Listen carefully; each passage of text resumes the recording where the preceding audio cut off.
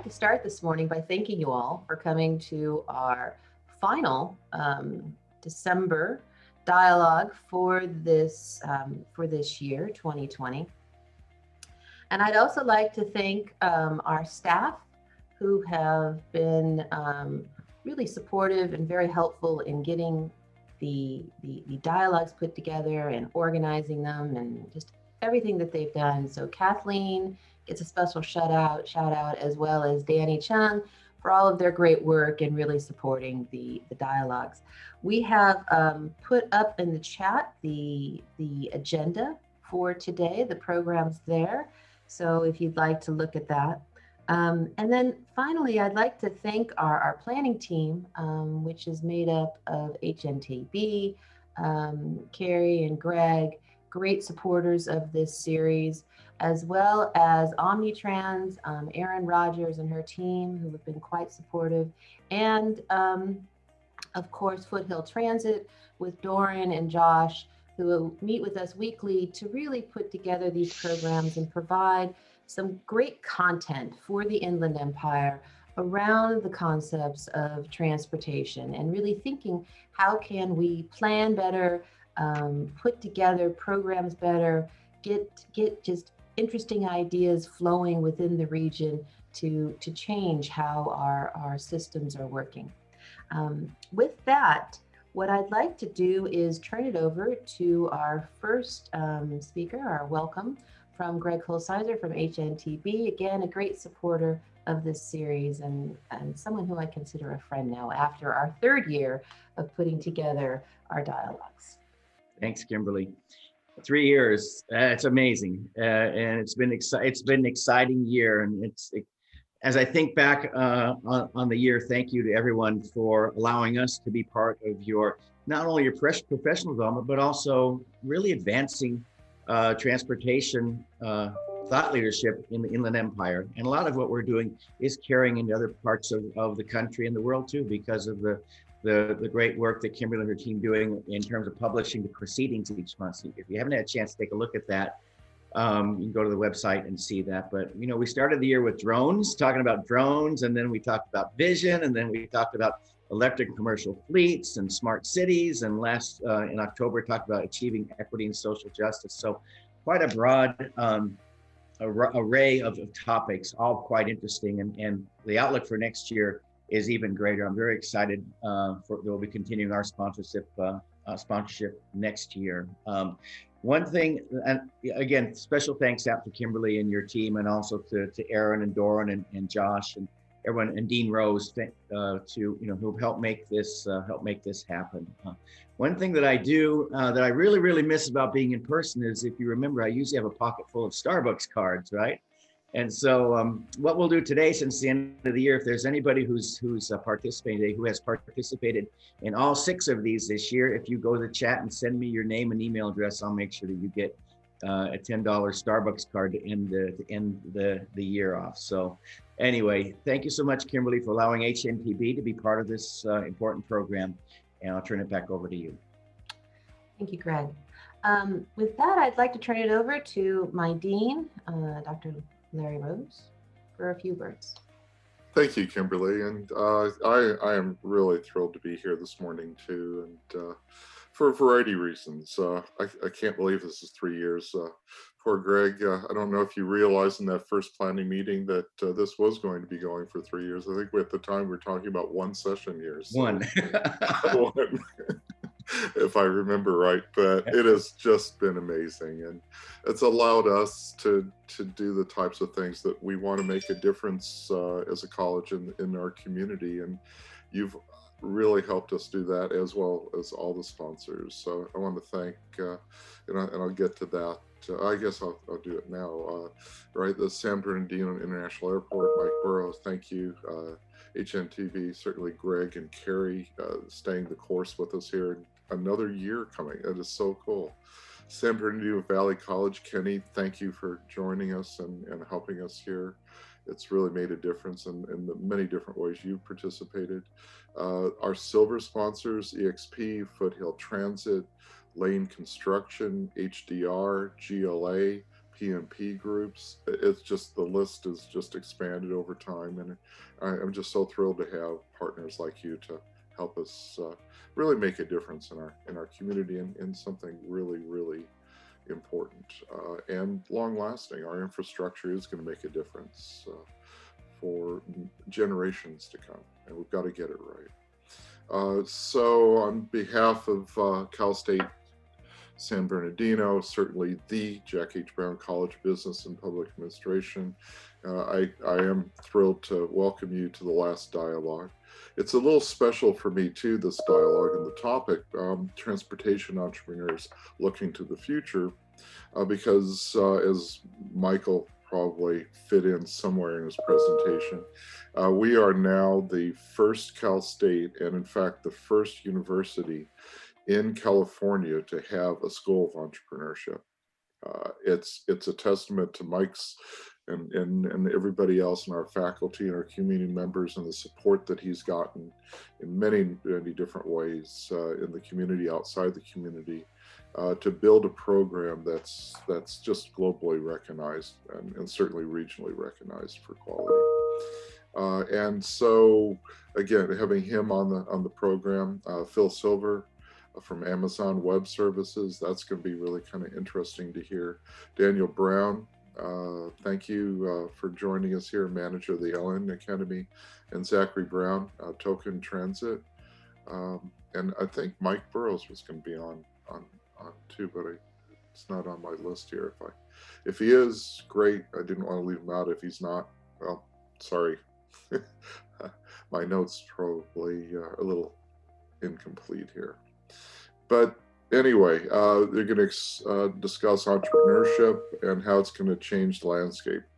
And our landscape changing really fast. So we do need to have the creativity and the people that have design thinking in the forefront of their way to behave. So with that, I'll turn it back over to Kimberly, and I'm looking forward to a really, really exciting session today to end the year. Thank you so much, Dean Rose.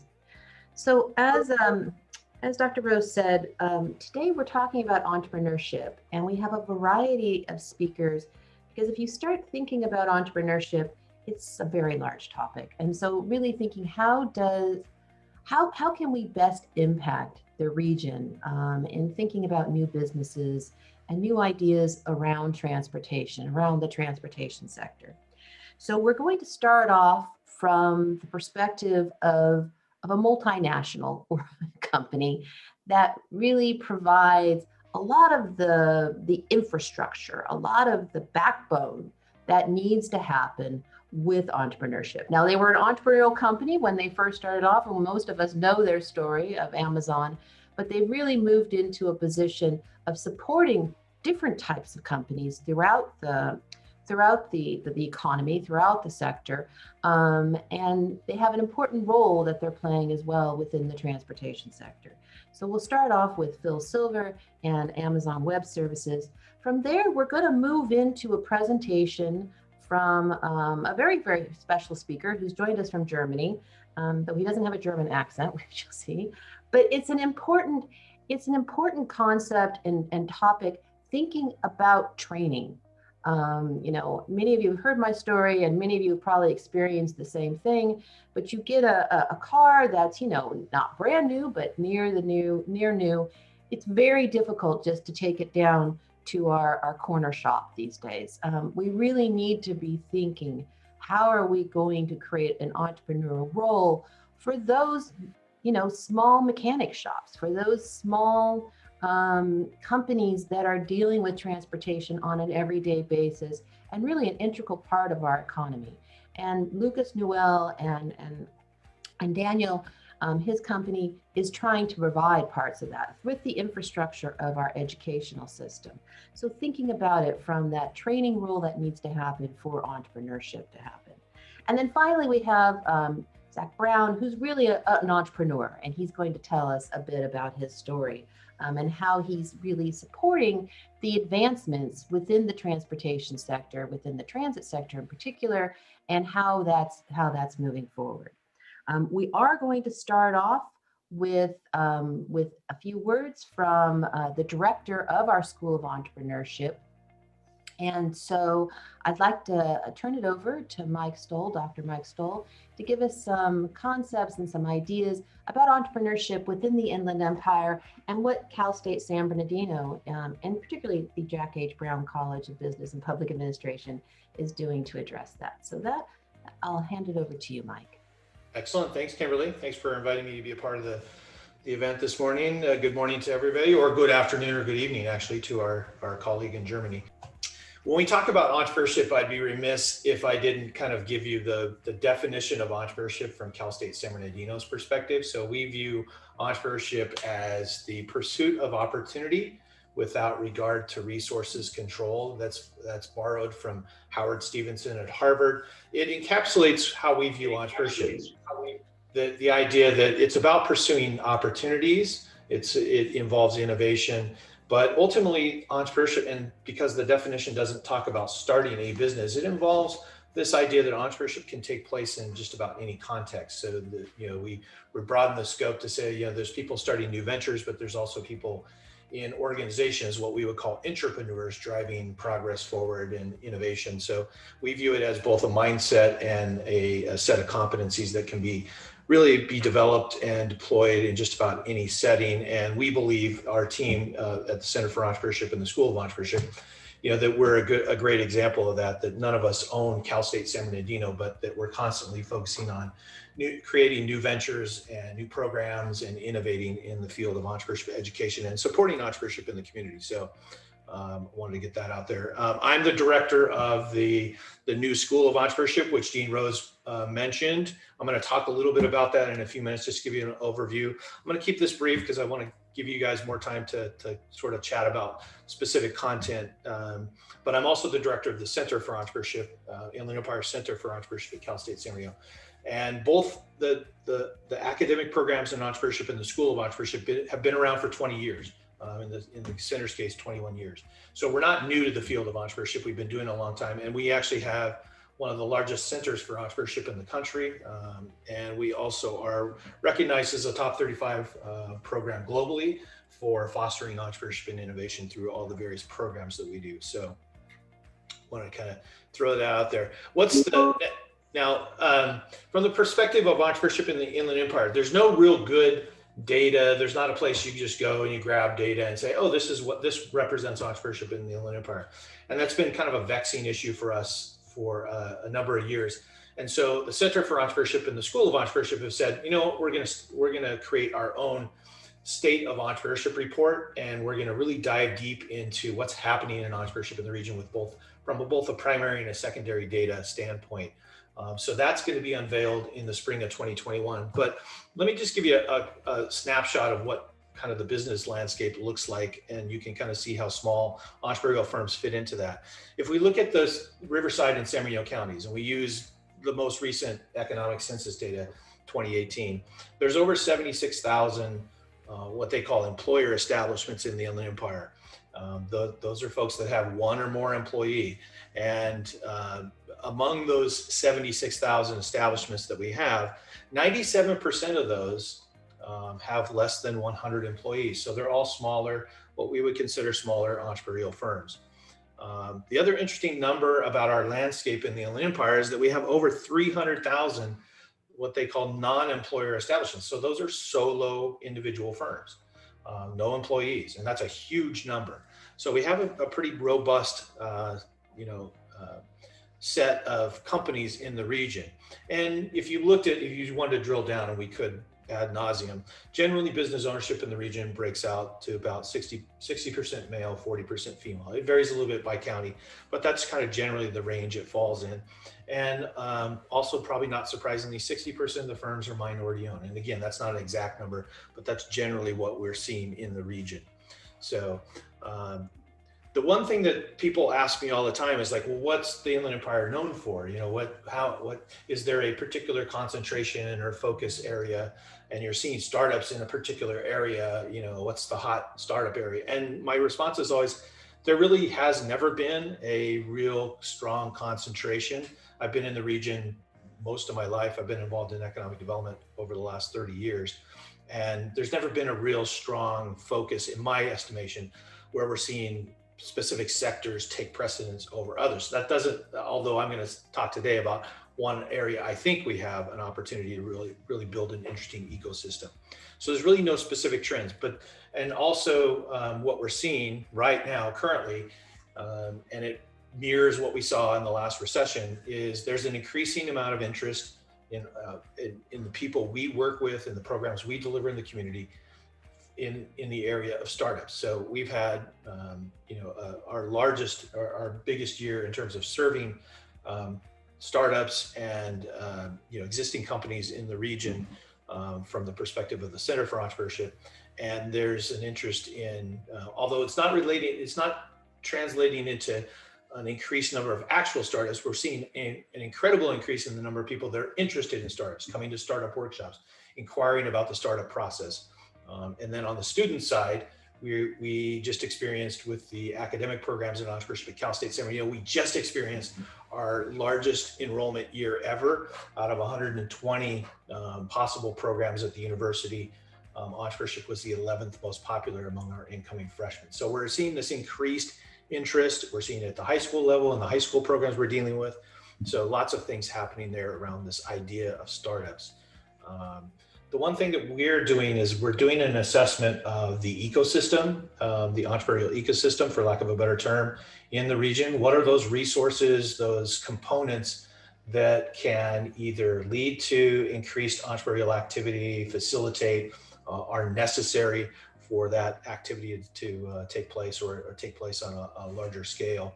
And so we're currently actually inventorying the ecosystem and assessing it. What we know just from anecdotally from our experience and what we're seeing in this process is that we do have a pretty large and diverse region with increasing resources coming into the entrepreneurial ecosystem. There's an increased awareness and interest among a lot of different players to support this idea of entrepreneurship in the region, which is good for us because, even though we're the largest and most comprehensive entity supporting entrepreneurship in the Inland Empire region, we can't do it all. I'm just in a conversation right now with an organization from Los Angeles, and we're hoping in the next 30 days or so, probably right after the beginning of the year, to roll out a new investment fund for small businesses in the Inland Empire. That would be at least $1 million to start. So, we're seeing increased interest among a lot of players to come in to the region, both educationally and otherwise, to support entrepreneurship. As probably is not a surprise to you, access to capital in the realm of entrepreneurship in the region and in general probably is still a pretty significant issue. And if we look at the Inland Empire, that's I was talking to somebody from the Federal Economic Development Administration recently, and there's a strong interest in trying to find additional resources to create an ongoing revolving loan fund for entrepreneurs in the Inland Empire. And we're involved in that initiative. So access to capital is a huge problem. And it's, despite the fact that we've had that infusion of PPP and EIDL from the federal government, many of our entrepreneurs were left outside the process. In particular, as we've seen, many of our minority-owned businesses were not able to access those resources. And there's varying reasons why. And in fact, some of those reasons we're in the process of addressing with some new programs to try and help alleviate that so that it doesn't happen again. So while I can't give you a comprehensive, drill down, detailed report on what's happening around entrepreneurship in the Inland Empire, this just gives you a sort of a sense of where we're at and what the region's made up of in terms of companies. I will throw out a number. If you look at transportation related firms in the Inland Empire, there's about, if you're using census data, it's a little less than 4,000 companies. So if you looked at that, 76,000 businesses, about 4,000 of those are transportation related. And again, if you drill down onto that number, about 94 to 95% in both counties of those companies have less than 100 employees. So you can kind of get a sense there. I'm going to shift a little bit and pick up on where Dean Rose talked about, and what is it that we're doing at Cal State San Bernardino beyond having a Center for Entrepreneurship and delivering programs in the community, supporting startups and supporting existing businesses through programs like our Small Business Development Center program and our State Trade Expansion program and our Women's Business Center and our entrepreneurial training programs. The School of Entrepreneurship is really, for the last 20 years, has really been the pipeline or kind of the source of talent for startups in the region. In fact, we don't have a ginormous program. We have about 300 students, which I'm going to talk about, but we're a highly recognized program. And then I want to kind of tell you a little bit about what we do. These are a few of the recognitions we've gotten over the years. But as Dean Rose said, we're the first and only School of Entrepreneurship in the state of California. And that's quite an accomplishment. One of less than, I think there's like 15 schools of entrepreneurship in the world at this point in time. So we are kind of out there in terms of leading the charge around entrepreneurship. And why did we do this? We've had entrepreneurship at Cal State San Bernardino, teaching students the core competencies, giving them the knowledge base, and sort of helping them acquire the mindset that they can go out and be change makers in the community. They're starting new ventures or going into existing organizations and starting a business. The last alumni survey we did of our graduates of our academic programs in entrepreneurship, where they learn, they drill down into entrepreneurship and learn the competencies. The last alumni survey we did, 48% of our graduates had started one or more businesses within 5 years after graduation. And for context, that's a huge number. It surprised us. In our field of entrepreneurship education, if within 5 years, if your graduates start 15 to 20% of your graduates start a business, that's considered to be a home run. And so, but it also implies that more than half of our students didn't start a business. And so what did they do? And as we drilled down with those students and following up, many of them have become intrapreneurs. They're going into organizations and being change agents and really driving progress in existing organizations.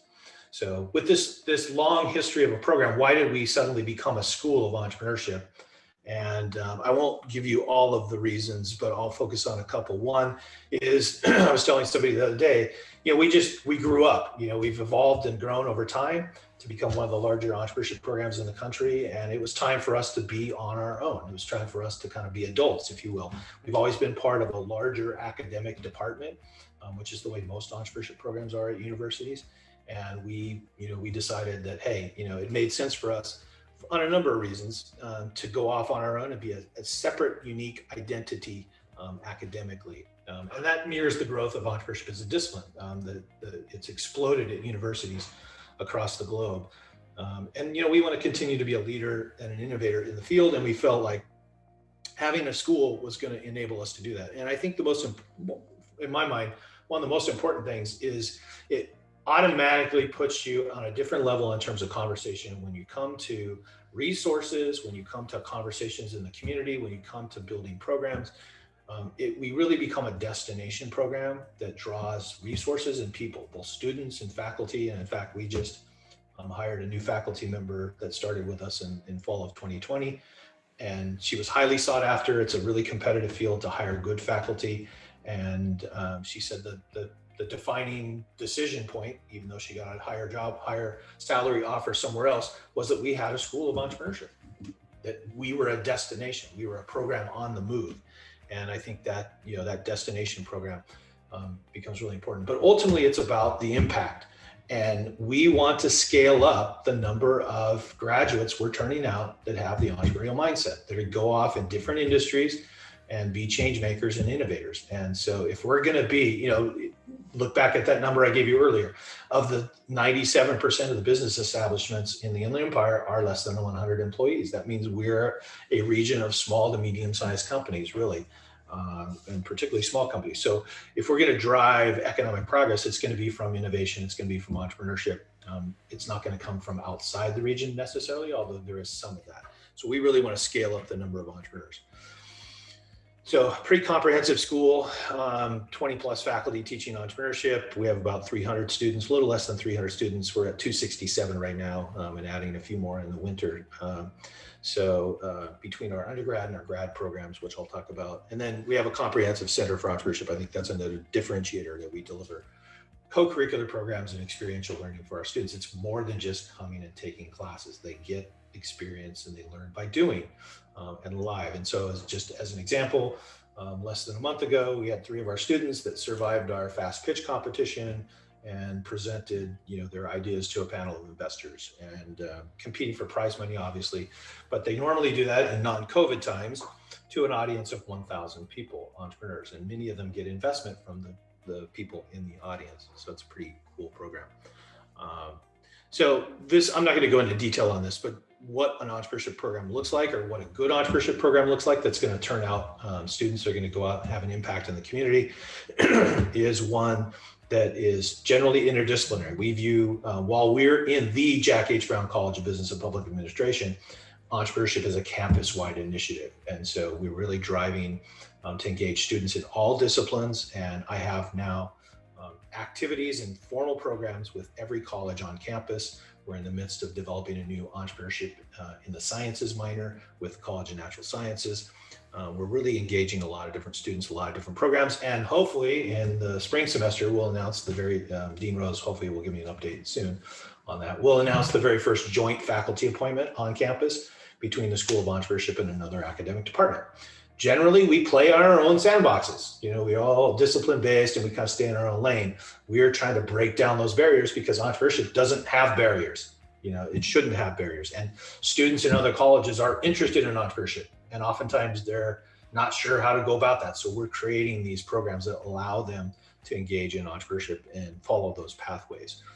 In fact, just this week I had conversations with students in liberal studies and computer science that want to do entrepreneurship minors. So, and I think also important for our school is that we have the very first general ed class in business at Cal State San Bernardino, along the domain of liberal arts.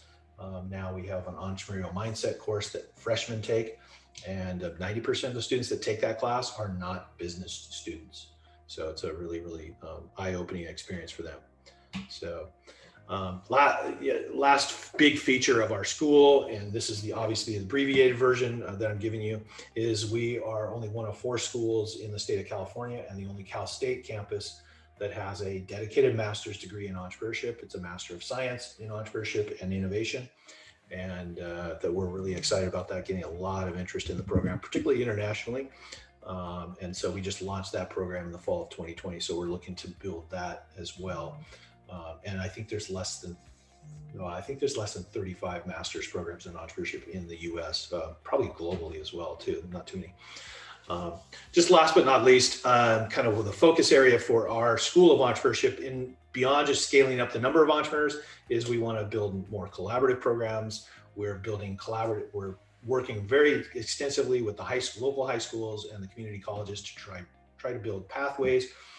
We're introducing high schools to the concept of entrepreneurship through our summer camp for students, and partnering and mentoring with local high schools. So we're really trying to create these pathways around entrepreneurship, particularly at the high school and the community college level, and the next level we'll drill down to will be the middle school. So lots of stuff. We're developing our program at our Palm Desert campus. We're helping with the State of Entrepreneurship project. Lots of things happening, with the School of Entrepreneurship, and ultimately the goal will be to build a robust, another key component of a really robust ecosystem. And these are some of the programs we do with our students to sort of engage them in the entrepreneurial process. I won't go into that, but I'll give you an example. We launched last year a living learning community on campus, where we had a dedicated residential housing unit that was focused on students that were interested in or wanted to study entrepreneurship. And we sold that out, and we were hoping to scale it up even further this year, and then COVID intervened. So lots of really, really cool things happening in that regard.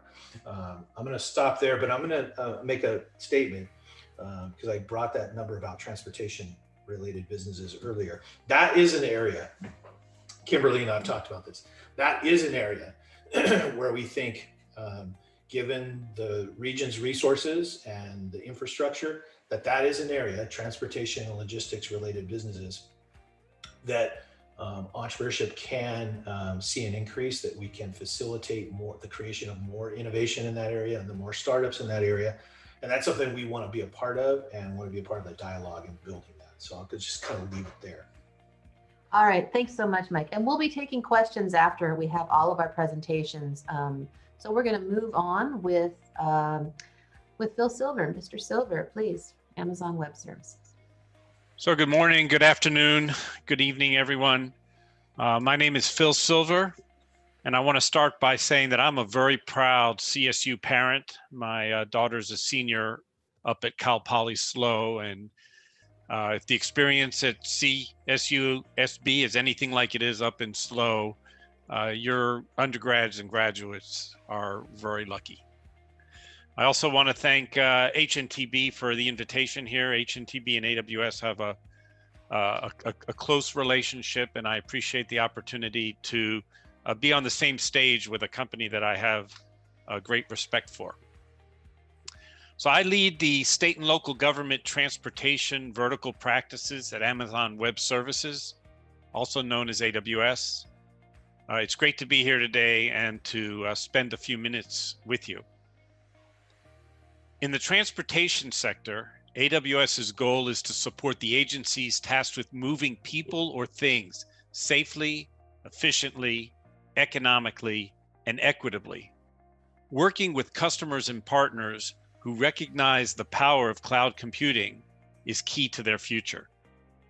At AWS, this relates to our engagements with departments of transportation, traffic authorities, tollways, airports, seaports, municipal and regional planning organizations, and public transit agencies. And as I mentioned, HNTB is an AWS partner on several transportation initiatives. All of these transportation modes, operators, and regulators are key stakeholders in the future of mobility and transportation, and all face the challenges of modernization, resiliency, and cost savings, even as our transportation networks recover from the impacts of COVID-19.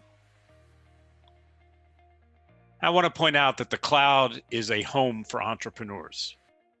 With millions of active customers and tens of thousands of partners globally, AWS has the largest and most dynamic community of startups.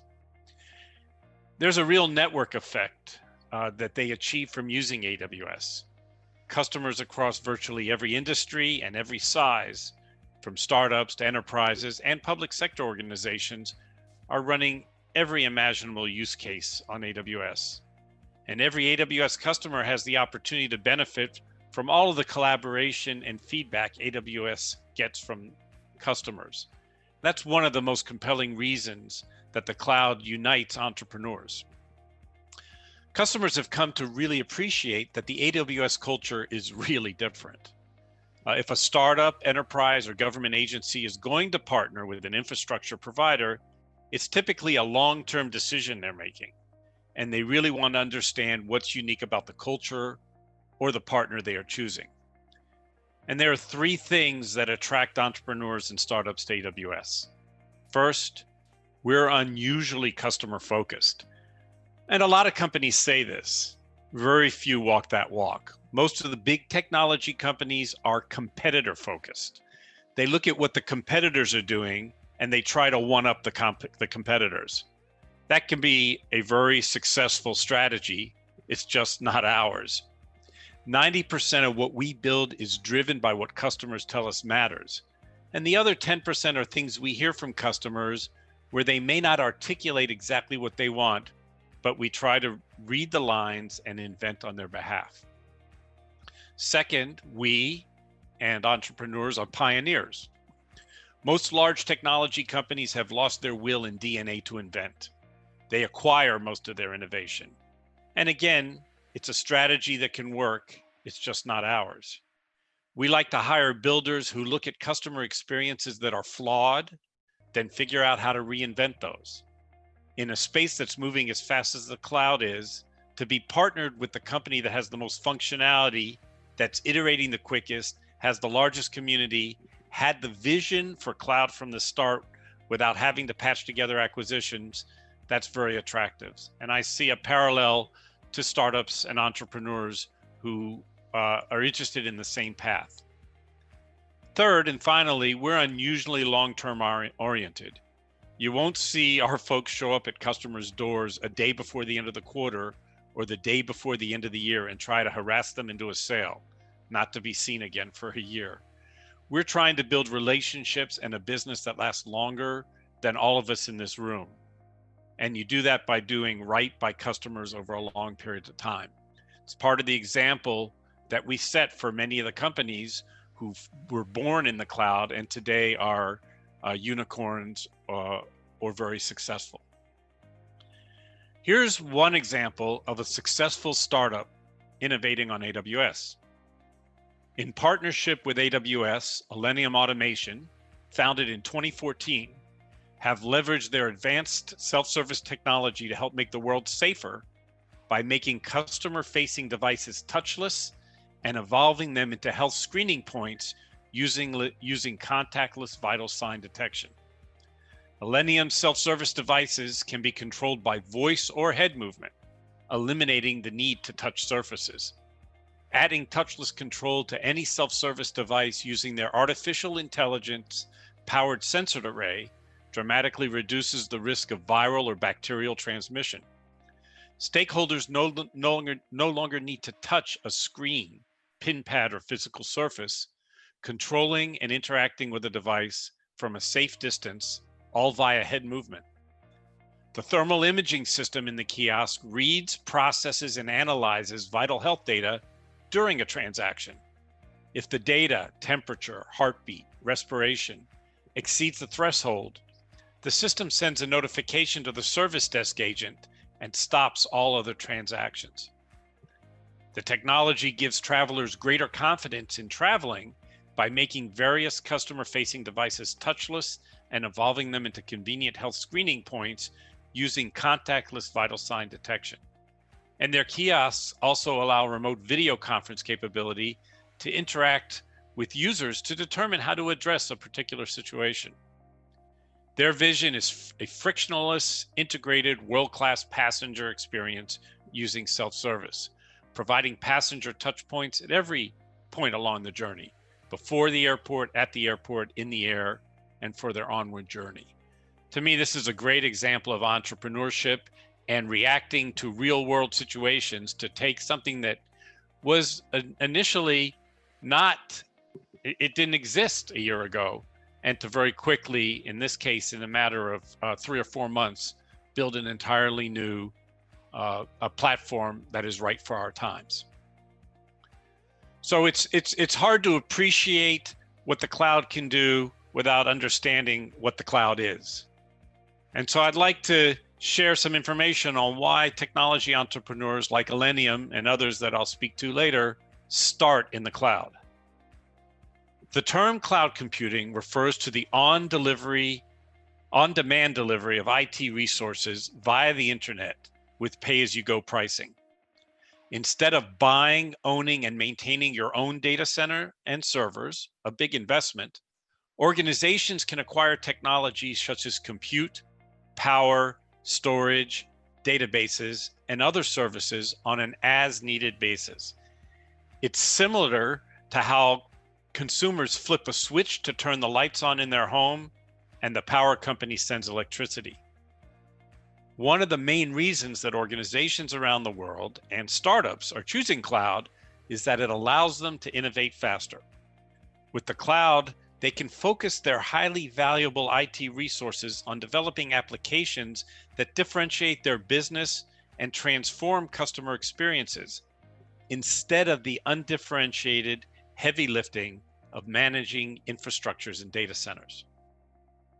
So customers choose AWS over other providers because it has a lot more functionality, the largest and vibrant community of customers and partners, the most proven operational and security expertise, and is innovating at a faster velocity, especially in new areas such as machine learning and artificial intelligence, Internet of Things, and serverless computing.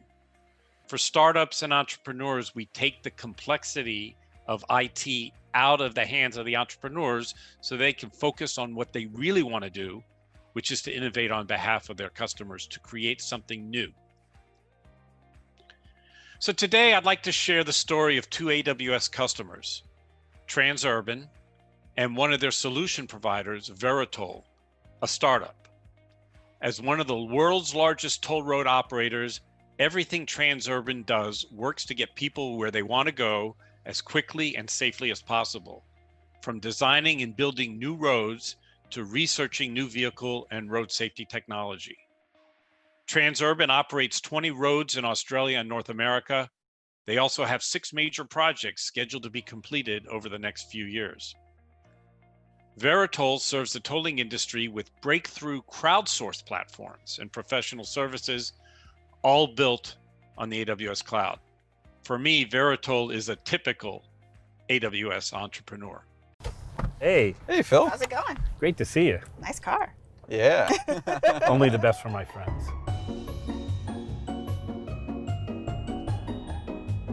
Thanks for coming by today. Thanks for having us. Who does Transurban serve on the 495, 95, 395 express lanes around Washington, D.C.? Our most frequent customers are two-parent households typically that work really hard and have kids, and so they're looking for additional tools to help give them time back. We have a new app called GoToll, which gives them the option to pay for tolls if they don't have an Easy Pass. And again, just lowers that barrier to using a toll road in the area. And can you tell me how AWS helps enable Transurban's mission? The technologies that AWS brings allows us to really focus on what we need to do by strengthening our community through transportation and transport. So we're able to focus on giving back to the communities that we serve, providing great on-road service, and continuing to innovate and provide new products and features for our customers. That's really amazing. Joseph, can you tell me what Veritoll has done to enable Transurban's work here? Most recently, working with them not only on developing 95 express lanes and a lot of technology you see there, but around customer digital channels that we've been migrating to the cloud for them over the last few years, and even developing new applications and new ways to do tolling. Transurban's mission is to improve the communities it serves. Can you tell me a little bit about Veritoll's mission? Veritoll is looking for simple solutions that help local communities and those that need it the most, all while serving state and local governments. One of those solutions that we like to focus on is our crowd toll solution, which will enable people to work their tolls or offset some of their costs of their tolls. And that's the thing about transportation, is it costs us all about the same, and it can disproportionately affect those that need it most. And we're really excited to be able to bring these types of win-win solutions to market with Transurban and AWS. Spectacular. Thank you both very much. Thank you, Phil.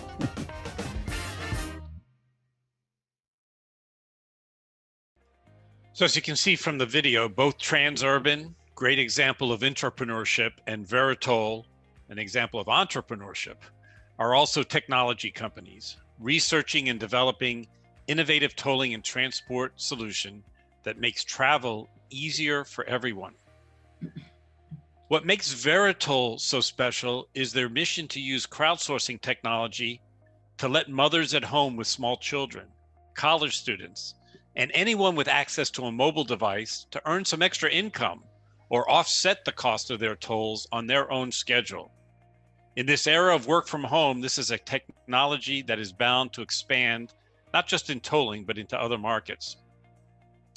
Companies like Transurban and Veritoll and many others are demonstrating the value of migrating traditional and on-premises computing platforms into an entirely new generation of built-for-the-cloud solutions, growing in popularity because they answer key challenges faced by public agencies and authorities in these times.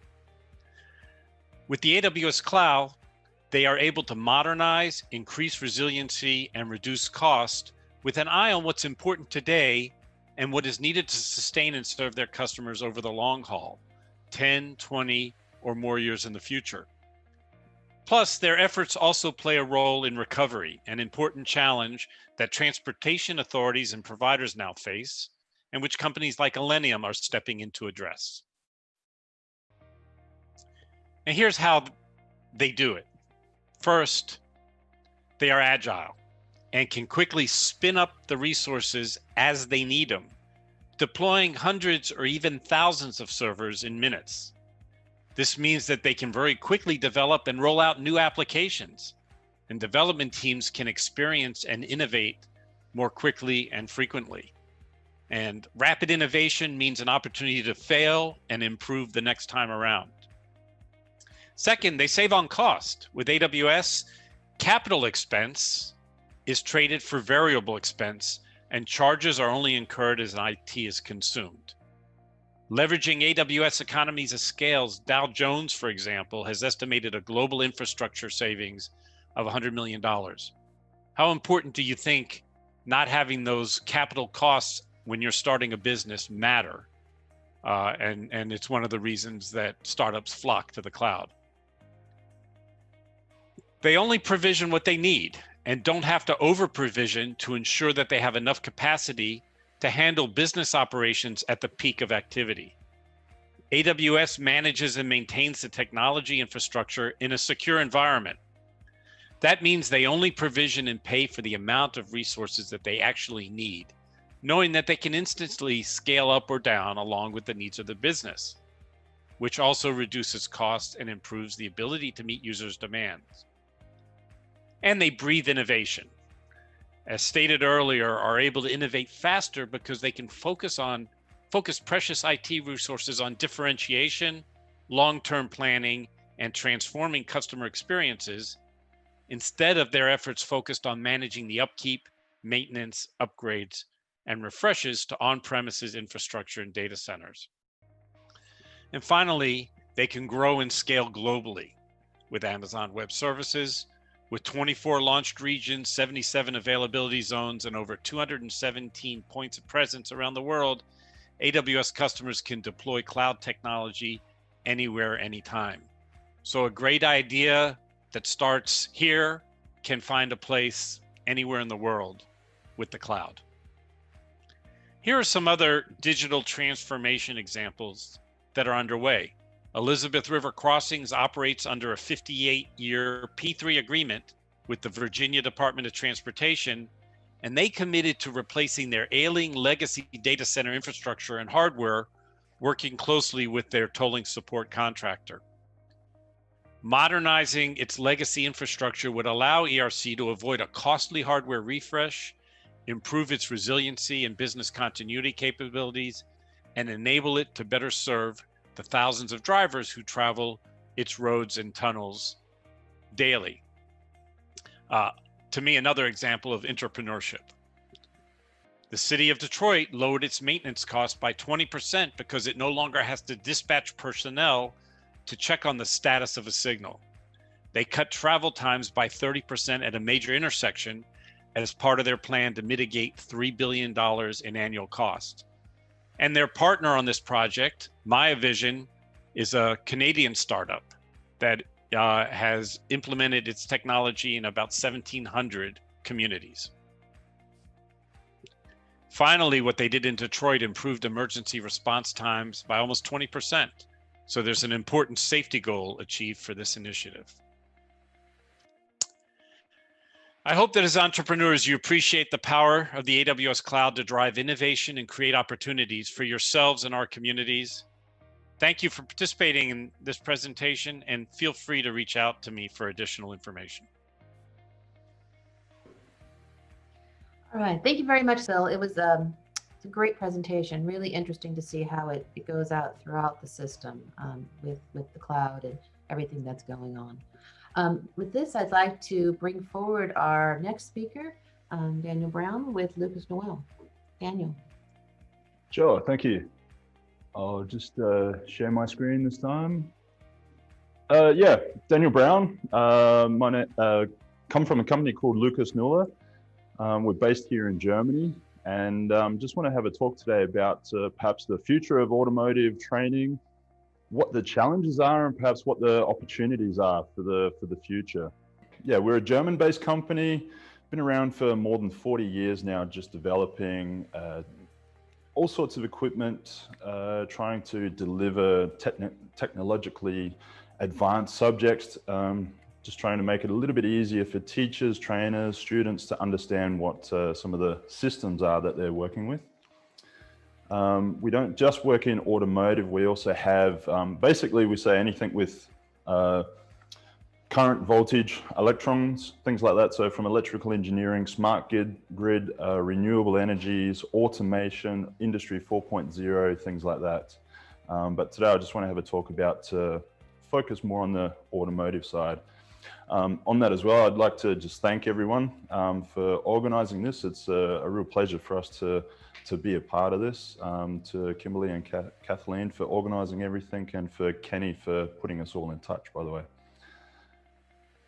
I just want to talk about something called the apprenticeship model as well. So I know around the world, the word apprenticeship can often have different meanings. And I just want to give how it is here in Germany and the German-speaking countries. And funnily enough, in Australia follows this model as well, as one of the only other countries that does this. So if we look at training, and this is not just for automotive training, but for all apprenticeships. And here in Germany, there's over 300 trades that fall under the apprenticeship model. You actually start your job first, and then you begin the training. And the effect of that is you're actually paid to learn and paid to train as well. So you start on the job, and this is an automotive specific example. So there's a fundamental training that occurs. Then you've got like a midterm exam that you need to pass to go on to the next level. And then you'll go into your specialization. So for example, light vehicle technician or high voltage technician, heavy vehicle and motorcycle technicians. That's where you learn the specifics about those various trades as well. At the end of that, you've got your final exam, and that's somewhere between 3.5 and 4 years of training. At the end of that, you've got your actual qualification.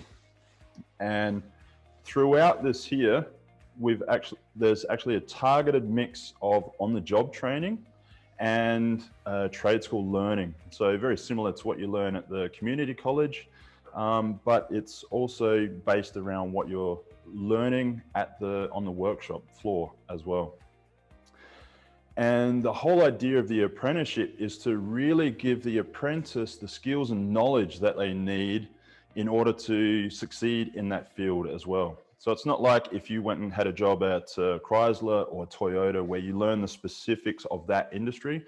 They really try to give you what they call it here in Germany is the systems understanding. So really understanding all of the systems that are required for that industry.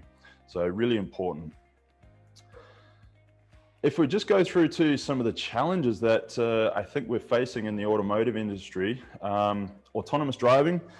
Now, there's various opinions on how that's going at the moment, if it's close or if we're a long way away, we're not real sure.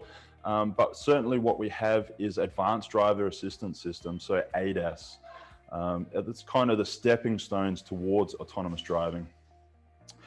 Electrification of the powertrain. So fancy way of saying EVs or hybrid vehicles, also fuel cell vehicles, things like that as well. One of the other things that is occurring is the processing power that's required in these vehicles. It's just getting pretty crazy. There's AI neural networks involved in a lot of the control units in these vehicles as well as cloud, 5G, things like that, being able to do the calculations over the cloud is also occurring inside the vehicle now as well. Other thing, the requirements of industry. So making sure that the students are also getting their training, which is aligned to what the industry needs. So in the US, that's something called ASE, and more internationally is something we work with is the Institute of the Motor Industry, the IMI. The other thing that's happening here is we're seeing there's more and more things to learn in less time. So we really need to make sure that the training is more efficient, really important as well. Just a little bit of an idea just to show what we do and how we do it. So this is like a typical training laboratory, as we call it. So you can see here the focus still is on the vehicle. But we have now a classroom, and you can see there's many computers there and these larger systems, which I'll show you in a little bit of detail shortly. But you can just think of it in the way that the vehicle has come to a point where it's become very overwhelming if you just go and focus on a vehicle. So our philosophy is we kind of take out the individual circuits and put them into kind of manageable bite-sized chunks so that the students can sort of digest it a little bit easier as well. That kind of goes along the way here of this understanding the fundamentals. So this is one of the desktop trainers that we have here. This, for example, is showing drive systems, ABS, things like that. But the students can really work on it here and begin to understand what it looks like, how it works. Putting the next stage in, understanding systems. So now we're implementing various systems together. So the students are starting to see the interaction between these systems, and then also begin with the first stages of diagnostics. So understanding how they work is the first stage, is understanding how to fix them as well. And then hopefully by that stage, at the end of that, the students are then ready for industry. And that's what we call blended learning. So it's a mixture of e-learning together with this hardware. So you see here, this is that desktop trainer. This is actually a little electric motor that you see here. And the students are learning the theory in the e-learning there. But there's a real interaction between the hardware, like there's literally a USB connection or Wi-Fi, however you want to do it. But the important part here is the students do the theory, and then they're doing a guided experiment to go through that and kind of understand what the concepts are. So we all know there's people learn by listening, learning by reading, or learning by doing. But we're really trying to put all of those things together just to make it a little bit more comprehensible for the students. We have a quick look at autonomous driving. So some of you might have seen this before. This is a typical view from a vehicle that's driving around. That's basically on the first stages of autonomous driving. And you can see just the amount of information that's required and that's being read here. It's crazy. So you can see the arrows. It's telling you it's a left arrow, right arrow, forward arrow. Is the road wet? Is it raining? What are the stop signs? Is that a truck? Is it a car? Things like that. So it's really crazy. I mean, I come from the time, did my apprenticeship in Australia in the early 90s, and everyone's just talking about, carbies, distributors, things like that. We're far way away from that stage now. And that's the car. I mean, it's still a car, yeah, but what's going inside is completely different now.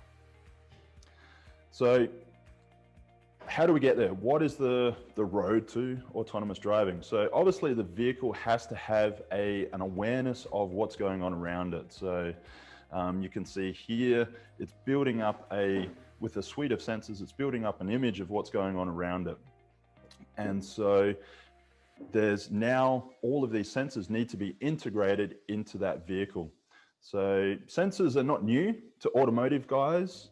There's even combustion engines over the last sort of 20 years have advanced a lot. There's a lot of sensors inside there, but we're now talking about different sensors. So you can see here LiDAR, there's cameras and radar as well. Just they're some of the main ones that are used within ADAS systems. So how can we kind of make that a little bit easier to understand? Like I said before, if we just go straight to a vehicle and try to explain how this works, it can be sometimes a little bit hard to see, because it's not meant to be used for teaching. A real car is there to drive and to be reliable, so you don't want people playing with it. And when you get that or try and bring that across for training, it can sometimes be a bit hard. So our philosophy here is, again, looking at that classroom concept, is then we break that down into those individual components here. So this is a LiDAR system. That's a real LiDAR with a calibration target that's on there. This one here is the camera system that they use for traffic sign recognition, so that you can keep to the speed limit. And again, with radars as well, with adaptive cruise control. So just allowing the student to do little experiments on that level. I'll just slip on to high voltage safety. So I'll try and keep the presentation down to that 12 minutes or so. High voltage safety. Okay, why do we need it? So this cable right here has just 10 amps going through it at 300 volts. Now, without getting too technical, that's actually not much for an electric vehicle. But you can see here, just with even that, maybe 1/10 of what's going on, even in a Toyota Prius, the the cable gets destroyed. So that was just the cable being pulled apart as there's current flowing through it. So this can be quite dangerous. And that's not the only part where vehicles are dangerous as well. So I would say electric vehicles are probably one of the biggest challenges for technicians since the introduction of the vehicle itself. So many changes. One of them, for example, is on safety. So safety due to this high voltage, there's new PPE, personal protective equipment, and there's new techniques that need to be learned here as well. And one example that I just show here is where we've partnered with Skills USA over the last 4 years. So this is the national event at Louisville, Kentucky. And we're really proud to work with Skills USA because this was an event where the best of the best students, so all of the different states send their competitor and they have to do various skill stations throughout one day to try and work out who's the best. So, and we were asked to bring in this for high voltage safety. So the students had to, what we call, isolate a high voltage vehicle. Now, this was really interesting for us because we had so many students that say they'd never, ever touched a high voltage vehicle before. And as we said, these are the best of the best. So it's a great way for recognition. Now the teachers are aware, wow, okay, it's kind of selfish to start with because they want to prepare their students best for the skills competition, but the awareness is out there that these vehicles are here, they're here to stay. You need to start training your students so that they're safe when they get to the real world. And this technology that's there, electric motors, high voltage batteries, I could go on about the technology inside there, but it's hugely disruptive for the technicians that are already there. You know, it's such a huge learning curve. And that's where operating with our systems here makes it a little bit easier to understand how these systems are working so that by the time you get to a real vehicle, you know, hopefully you've made the mistakes on the training equipment as opposed to on the real vehicle. And something else that's pretty interesting is it's not just about technicians, but it's also about the first responders. You know, people that are the firefighters and police that are coming up to these accidents that might see these vehicles. So here's an example actually out of Holland where there was a BMW i8, a pretty expensive vehicle, started smoking in a BMW dealership. So the fire brigade, they actually just came along and put the whole vehicle in a container full of fire retardant, and the vehicle was a write-off. So things like this we're actually, it put us on the road to developing a piece of hardware, particularly for first responders, so that they are also confident and they know what's going on when they get to a vehicle that they might come across. So just to not look on the bleak side too much, but have a look at perhaps some of the opportunities. So I think there's a chance to start fresh with some of what we call the digital natives. So people that are not so much set in their ways. This is going to be kind of first-hand knowledge for them to understand these complex systems. So I think that's definitely a good thing. And obviously, we want those people to be confident and in their abilities and what they're learning, that they understand what they're doing. So developing them so that they go on to create new businesses, and maybe hopefully they come on to become the experts, the go-to experts for these specialized fields. We're starting to see that there's electrified garage in the US there, where there's one guy that's setting up garages just for electric vehicles, and we're seeing that in various cities as well. And I think this has the chance to perhaps bring a little bit of glamour to the industry. So as I said before, automotive has always kind of been, okay, yeah, dirty work, hard work. But a lot of people talk about Tesla as not so much as a car company, but as a tech company. And so that might kind of make it a little bit more attractive to the next generation. So that's the end of my presentation now. So I'll hand it over. Thank you. All right. Thanks so much, Daniel. That was great. I have lots of ideas and notes that I'm taking with both of these presentations. With that, I'd like to invite our final speaker for the day, Zach Brown, who is with Token Transit. Oh, well, thanks for having me. Really glad to join today. And, I figured I'd give kind of a quick overview of Token Transit, but with kind of a focus on entrepreneurship and my experience, starting Token Transit with some colleagues and kind of where that's led us, and some recommendations for others thinking about pursuing similar paths. So, high level, Token Transit is really focused on making transit better through payments. And what that means is that, a lot of times people think of paying for your fare to get on public transit as a barrier or a challenge.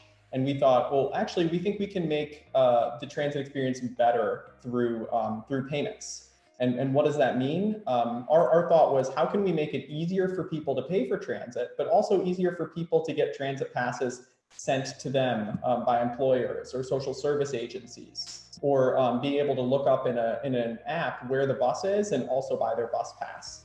How can we speed up boarding times and make it faster for drivers to verify passes? We thought there's actually a big opportunity to improve the experience through transit payments.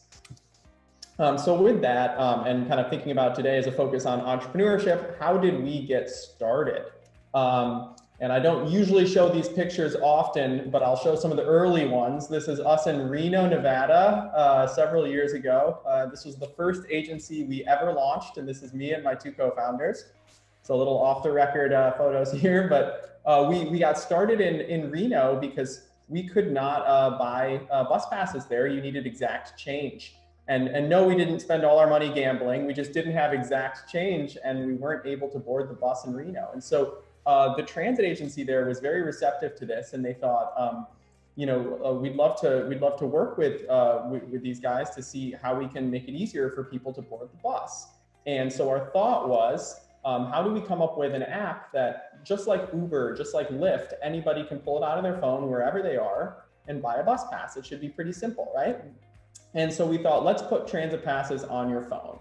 And this is another early shot in the early days of us working in Reno. This is, our advertisement on the side of their bus, and that's where Token Transit launched its first agency, where you could buy your bus pass and you'd show the phone to your driver when you're boarding. And like these photos show, we spent a lot of time in Reno talking with bus drivers, meeting with the agency, learning about the city's requirements. And how we could get this off the ground and make it a better experience for riders in the very early stages. And this was really important for us to spend a lot of time on the ground as transit riders. None of us have ever owned cars before, so we were riding the buses all the time, using public transit, and had kind of developed a strong idea of what would be important to make the bus boarding process easier, and how payments on the phone could help. So with that, what is Token Transit? So Token Transit, again, very simple, lets you buy bus passes on your phone. As you can see here, you can select many different agencies. It's an app. We work with Omnitrans, so you can purchase Omnitrans passes on your phone. You can also purchase Riverside passes on your phone. So Sunline Transit, Big Bear Transit, many of the local agencies, you can use Token Transit to purchase your transit passes. And then you can show your ticket to the bus driver when you're boarding. It's a visual moving ticket. It has some pulsing colors, and so the drivers know it's valid.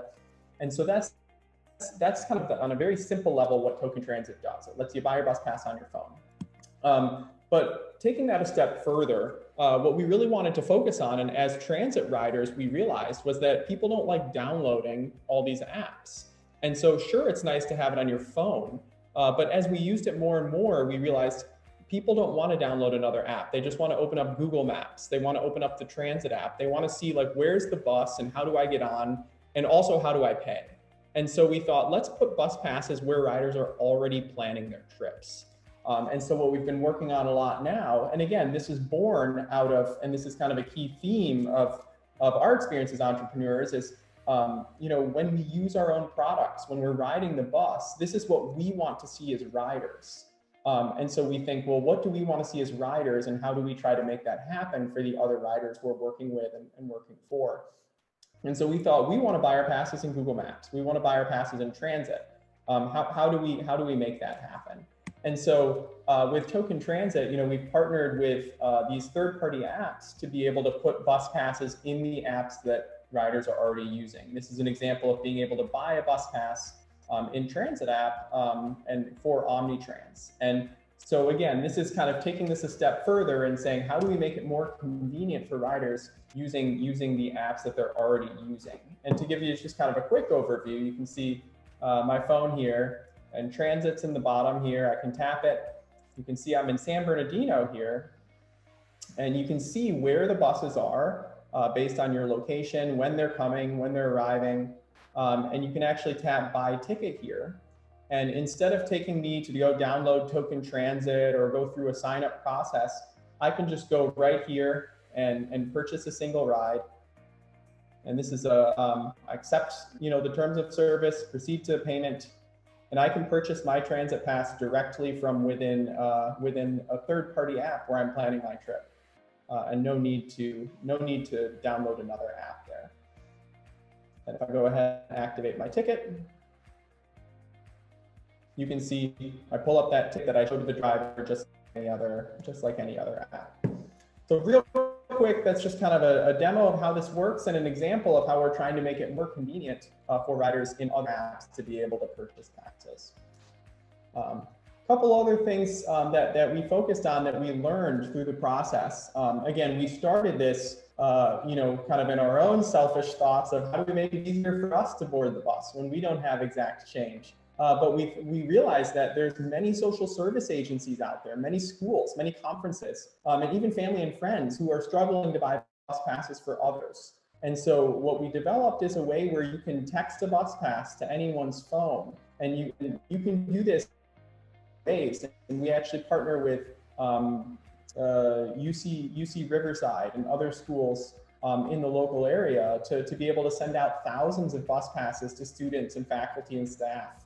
And another group we work with is a non-emergency medical transit group. And I can show you a quick portal here that we work with them. So you go to Omnitrans/ALC. ALC is a group that we work with that sends a lot of non-emergency medical transportation passes. And oftentimes it's very difficult to put those in paper and envelopes and mail them out. So what they do here is they can select someone's phone number and they have a password that they type, and they can send that person a pass directly to their phone. And so this group is using Token Transit in ways that we never even thought about. But when we put it out there just for ourselves to buy bus passes, we learned that this is a challenge other groups have as well. And we began to learn about this and to support this in different ways. So this is another kind of example of what this technology and what this ability can do to help riders and to help transit agencies get more people taking their services. Another quick feature that we learned about when we launched is that a lot of riders who can't afford a month pass at the start of the month wind up paying more money on single ride bus passes and day passes over the course of a month than the rider who can afford a month pass on day one. And so it's actually kind of a tax on lower income or poorer riders who can't afford that really expensive bus pass on day one. So what we learned is that when you're buying bus passes on your phone, we actually have a record of how many passes you've purchased and how much money you spent. And when you hit that amount where you would have spent enough money on a bus pass, we can convert those single ride passes you've bought over the course of a month to a bus pass for the last 7 days or last 14 days of the month, to make sure that you never spend more than you should have if you were purchasing that month pass on day one. So there's other features and other interesting things you can do with technology to try to promote equity and benefit riders that you can do as you learn more about the system and how it's being used and try to improve it for the riders who are using it. And lastly, what we've been learning about is again, especially this year, that digital passes are a real key way that you can try to protect riders and drivers with a more touchless, safer way to pay. We've had a lot of colleges and schools say they don't want students coming and picking up bus passes in person. So they've wanted to send bus passes out via text message or email. Drivers don't want to be interacting with riders as much. So we've seen a lot of improvements in this area this year, and a lot more interest in more touchless, safer ways to pay. You know, I mentioned the visual validation. We also support many different types of validation. So again, through the entrepreneurial journey, we've learned that there are many different ways to validate bus passes, and there are many different agencies that have different requirements. So for instance, in Riverside, they have these electronic validators. Omnitrans uses visual validation. And we want to make sure that we are being open and can balance many of the different needs of transit agencies and allow them to use token transit regardless of how those passes are validated. So being flexible has been really important for us to be able to grow here. And then another key feature I'd want to highlight here too is that by allowing one app to work in many, many different places, what we can do is we can launch new features for our transit agency partners at no extra cost. So similar to how Facebook or Instagram or the apps that you use always have updates on your phone that are constantly improving the experience, Token Transit can do the same thing. We can always push updates to our agencies, and they benefit with new features like that fare capping feature I mentioned, or Apple Pay, or SMS alerts to riders at no additional cost. Our partners just get those because they're all sharing this Token Transit app rather than going and building their own specific transit agency apps one by one, where it's a lot more difficult to update it.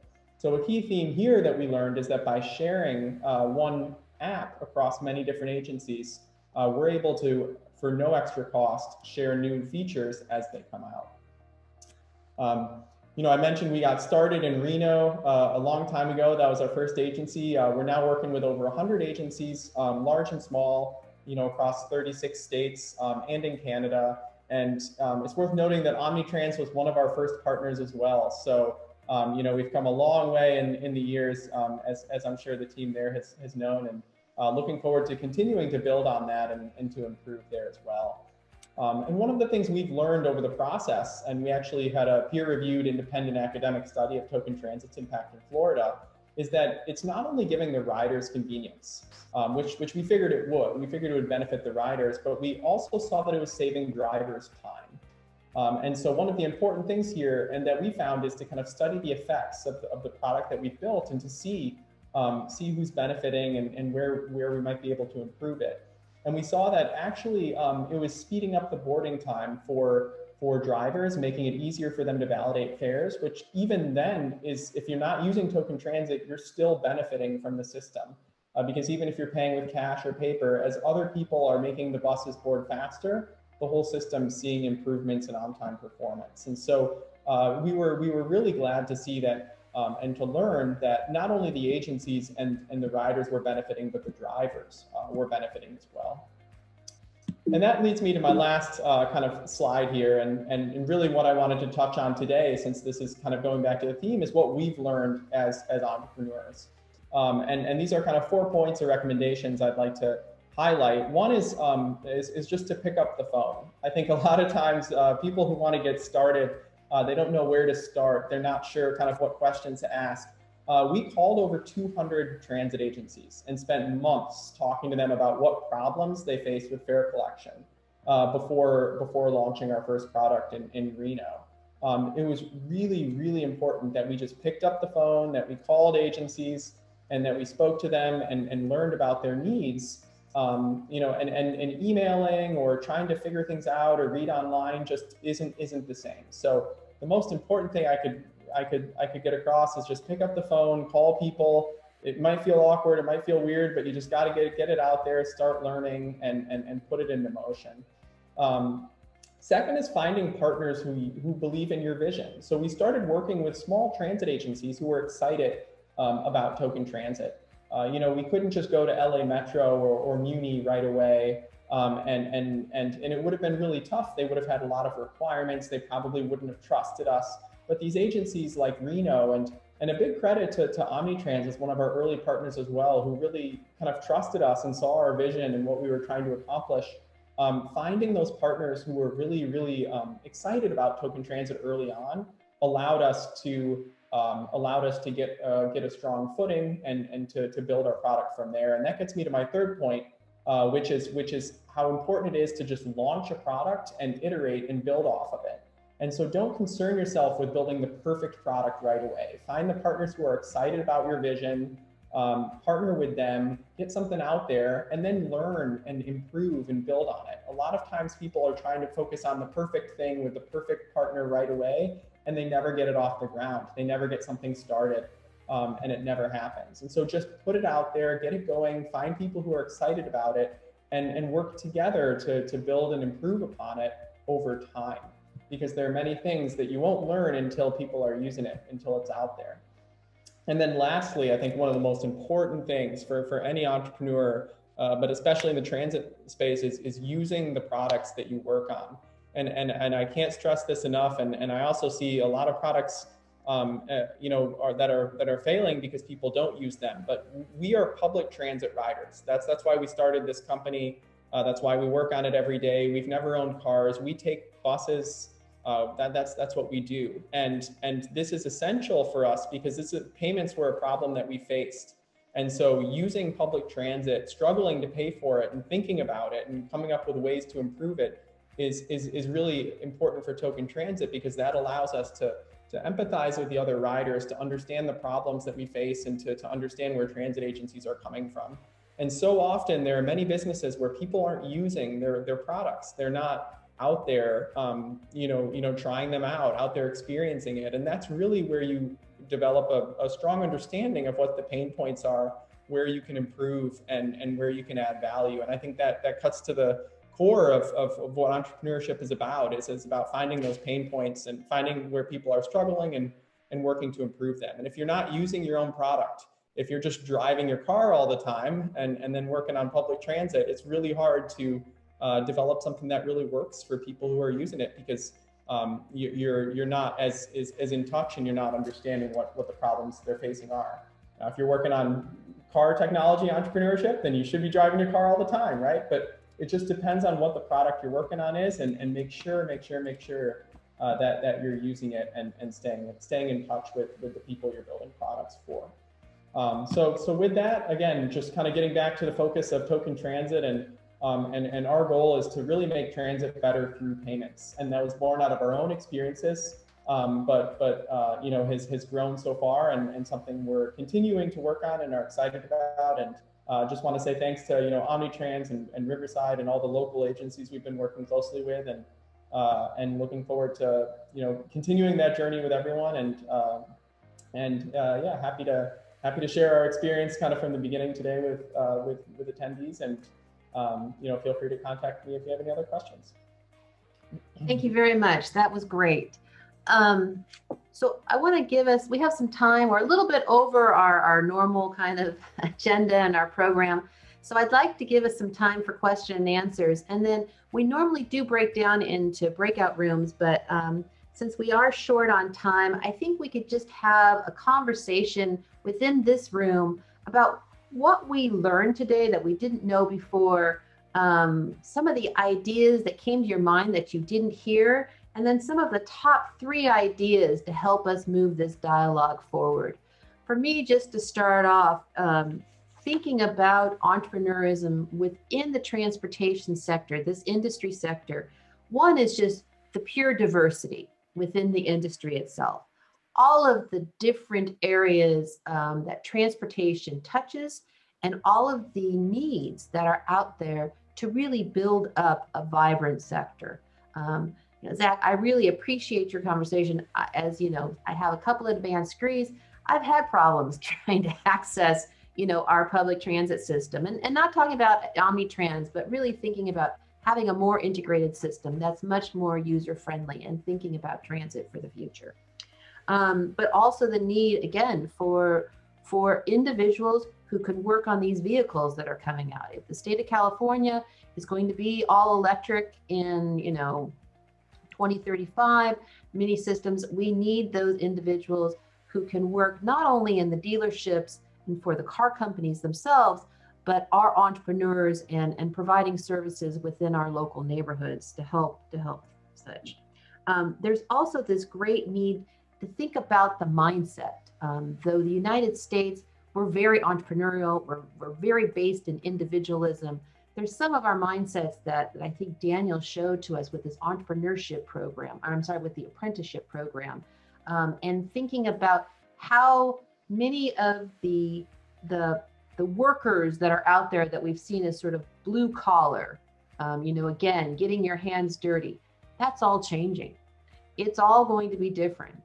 We need a new mindset on who is our workforce and how we're going to get them ready so that they can be entrepreneurs or they can just be supporting the system itself.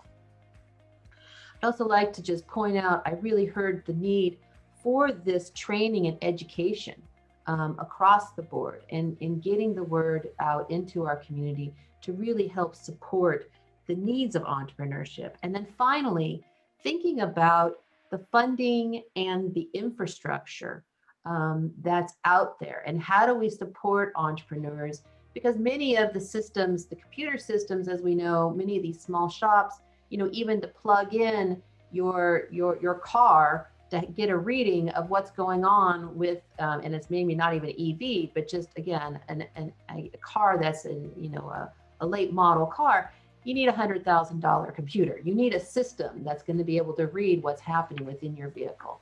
How do we get that funding and that infrastructure out into our communities that touch all of these different parts of entrepreneurship within the industry sector?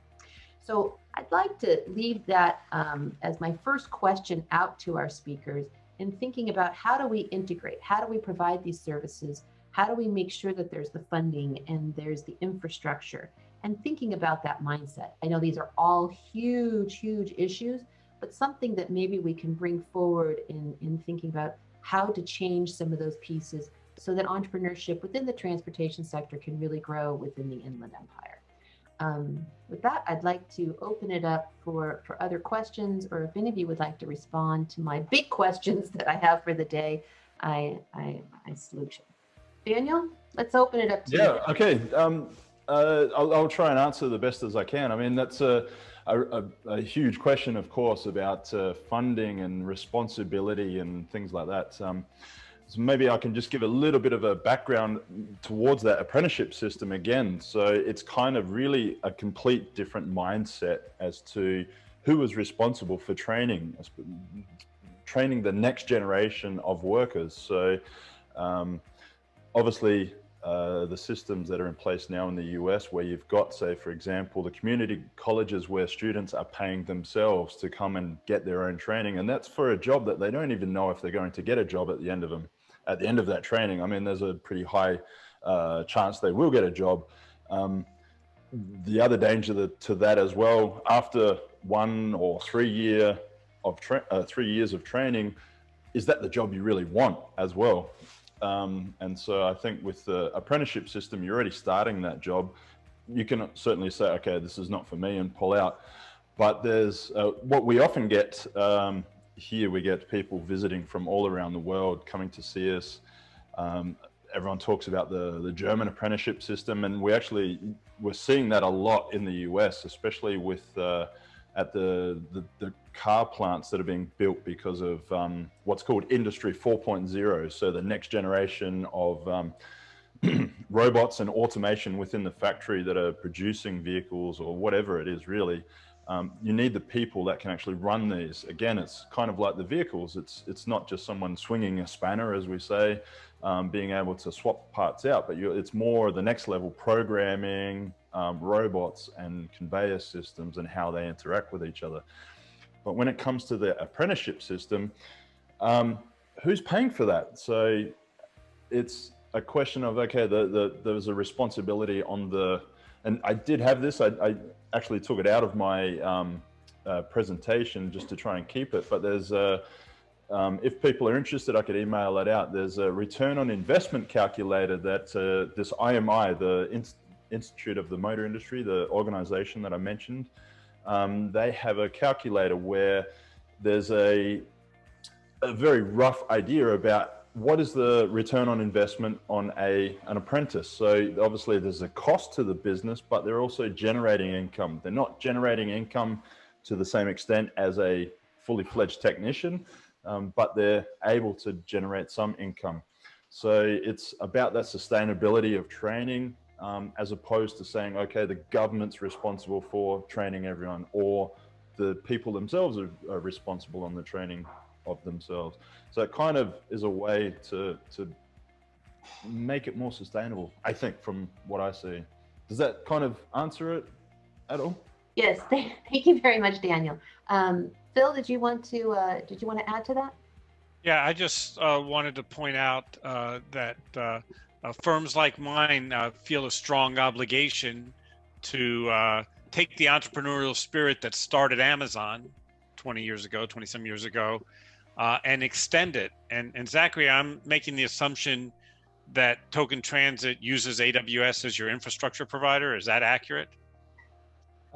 We actually don't. We use Google Cloud as our infrastructure provider because all of us were former Googlers, so it was just easy to fall into. But and that's just, and I agree with that. And you know, for AWS, our mission is to promote cloud, which right now is only 6% of the total IT spend in the world. It's the replacement of these very expensive, very legacy on-premises data centers. So I'm happy that you're on the cloud, that you're working with a great cloud provider, and that platform enables you to do things at Token Transit that you couldn't otherwise do.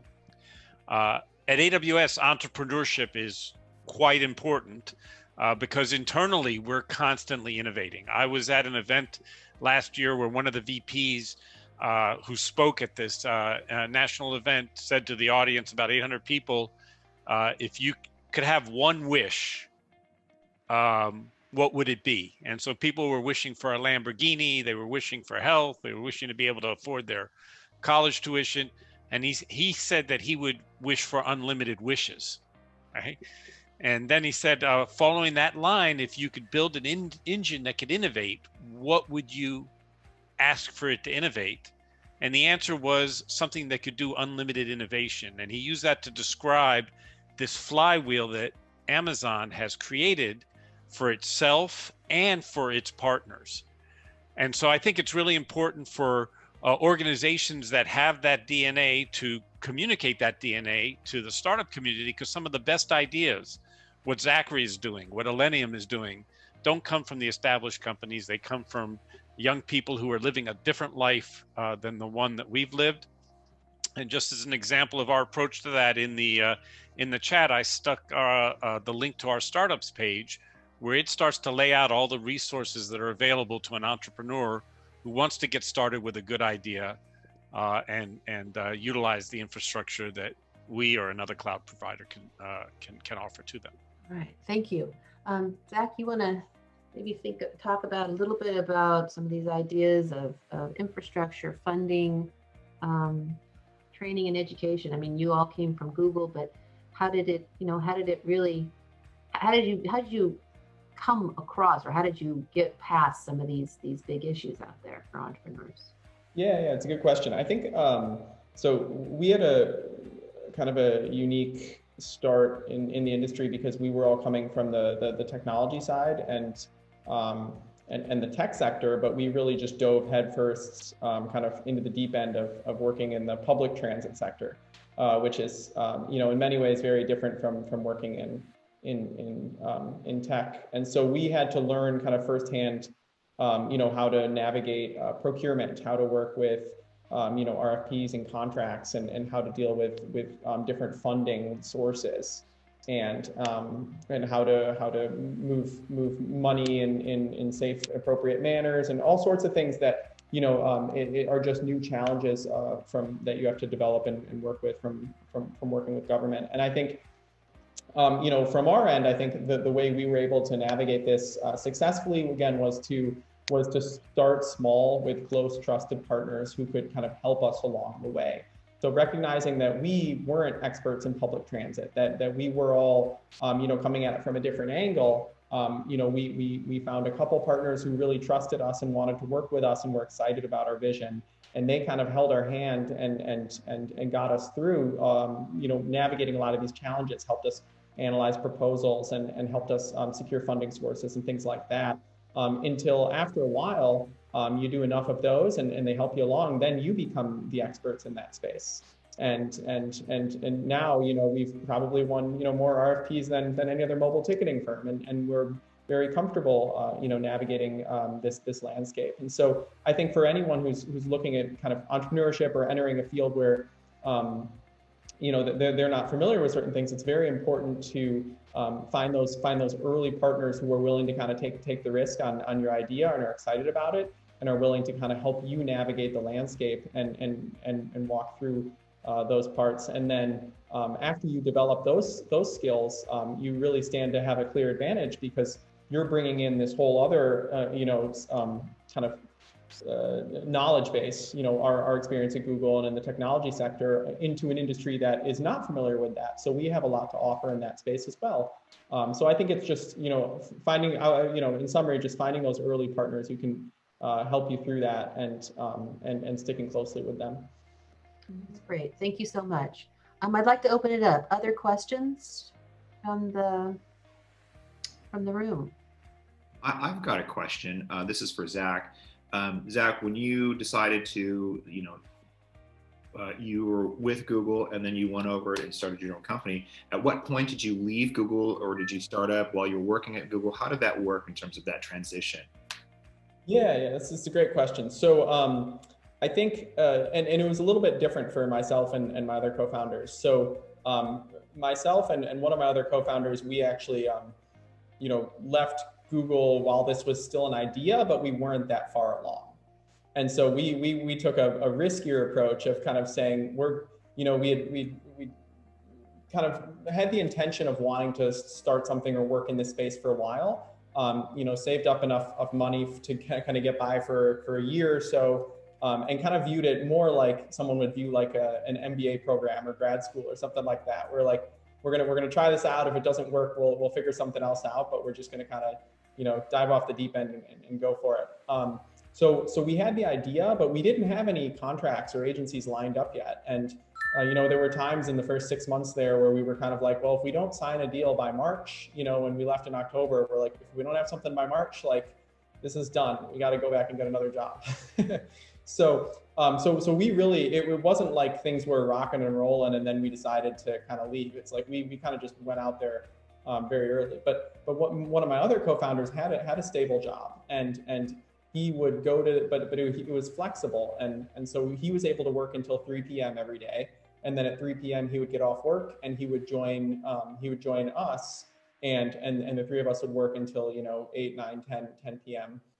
And so he kept that stable job up through, our first launch. And so he was able to kind of balance that and have a steady source of income during that while the other two of us were, just goofing off.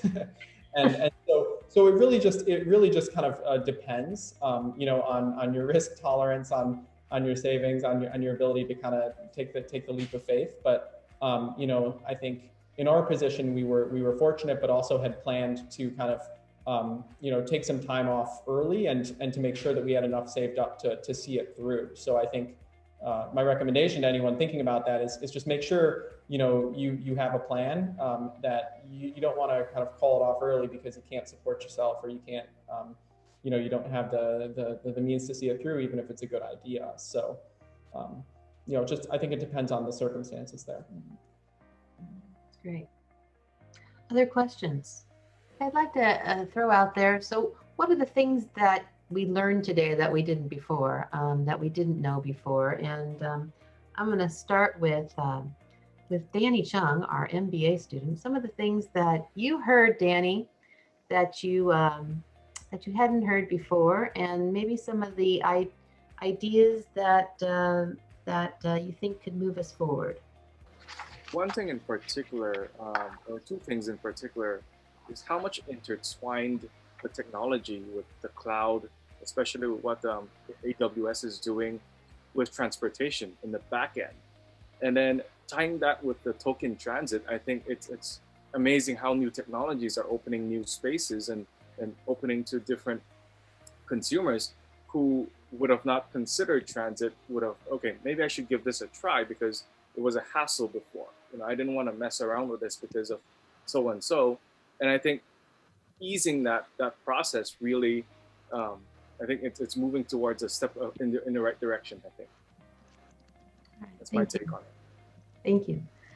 Josh, would you like to share a bit from your perspective? Sure. Yeah, I really gravitated towards what Daniel was talking about with the blended learning, really bringing students on, showing how there's the theory of things and then the application. And so just kind of reflecting on some of my career, I feel like I jumped in the deep end a bunch of times, but it's kind of fun to learn and then, apply it in more of a controlled environment. And then to kind of, pick on Zach a little bit, I really like that approach. There was the level of adaptability that I think that I kind of saw a connection. So you have a product, you approach an agency, and then the need to adapt, kind of how Riverside has a different program from Omnitrends. So just as you kind of throwing around your ideas and developing a product, adapting to the needs of that area. Thank you, Josh. Doran, would you like to share a bit of your? Well, Kimberly, thank you. And I guess it's a bit of a sharing, but also as I'm kind of ruminating on all the things that we've learned today. Phil, you made a comment that kind of really grabbed me, and it was and maybe you can restate it and share a little deeper, but it had to do with your organizational approach to really pleasing customers, supporting customers, that level of customer engagement. Did I capture that right? Yeah, if I heard you right, Doran, yes. Would you like me to elaborate a little more on that?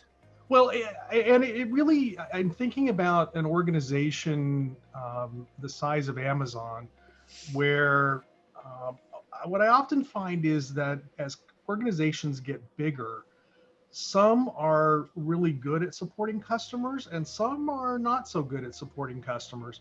How do you create that kind of culture within your organization that really reinforces that and produces that end result?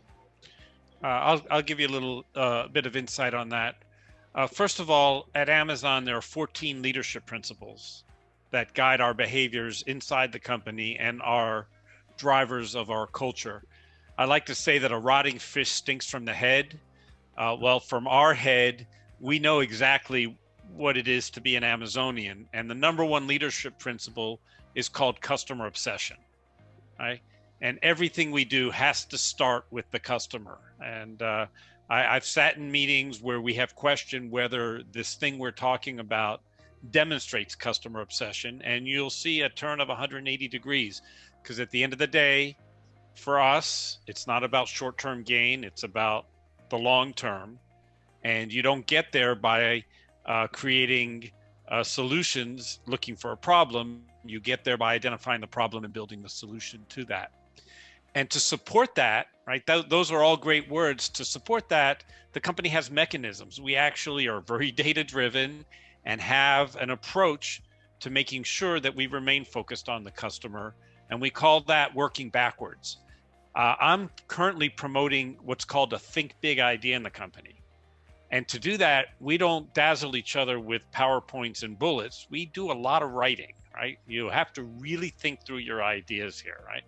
So I'm writing a PR FAQ for my think big idea, and anything you've seen come out of the company started this way, including some disasters like the fire phone. But they all went through this process in order to reach a level where they got company support. And basically, the first page of the PR FAQ is the press release, the PR, that is going to be issued a year from now or 2 years from now, or when your innovation goes to market. So we're forced to think about the end and work backwards from it. So this is the innovation, this is what it delivered, this is the improvement, this is what customers had to say. And that's followed by 4 or 5 or 6 pages of FAQ, both internal FAQ that people inside Amazon need to know, as well as the questions customers are going to ask. So that's part of the flywheel of innovation, that if you have an idea, you want to be an entrepreneur with it, you have to go through this process that asks the first question: who are you building this for? And what does it do to move the needle for them? And that's repeated here over and over again. Great. It's, I think it really ties to this whole notion of being entrepreneurial. And so much of transportation is really public sector focused, but it's all of these entrepreneurial concepts that we really need to apply to the government sector as well as the private sector to team up to ultimately make our communities better. So for me, that's a great takeaway. I'm going to post a short video. It's a minute long, but it's Jeff Bezos talking about working backwards and whether the working backwards process is optional. It's something that we all see in our onboarding. It's on YouTube and it's public, and I'll share it with you, and it'll give you a sense for just how this notion is driven to us in the company and how we repeat it every day. Thank you. Greg, do you have any? You always have something going on back there. Well, I was thinking that while Phil gets his video up, but I was thinking that one of my favorite topics to always have a discussion around or to speak on is, what if pigs really could fly? I call it, or the power of blue sky thinking. And it's based upon a discussion around, what if something could happen that nobody thinks could happen? For example, nobody ever thought Roger Bannister would break the 4-minute mile. Nobody ever thought Nadia Comaneci would get a perfect 10, back when nobody thought we'd land a person on the moon. So I'd like to hear from each of our speakers. If you think for a minute in terms of that concept, what if pigs really could fly in your area? What is it that you're working on or thinking about that could be the next major breakthrough that people are just saying that'll never happen, that you're committed to pursuing? Anybody? I'll start off if you like. For me, I guess that's really happening with electric vehicles and autonomous driving.